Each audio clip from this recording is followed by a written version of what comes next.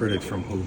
Have the critics accomplished what we're trying to accomplish? Have they ever played basketball? Have they sacrificed years and years? Have they been in the gym working out?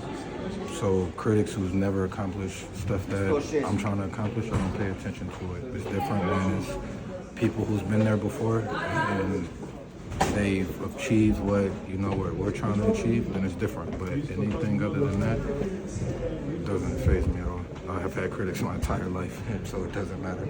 I genuinely don't care. If you focus on that, you will never do good here.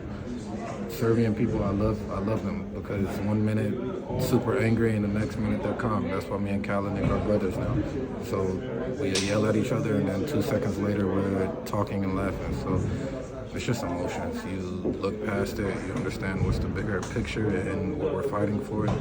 And if you come here to play for these fans, then you will, if you only come to play for the fans and the comments and everything, you will have an up and down season. But if you come here fully focused and know you're here to try to win games, then everything will be fine.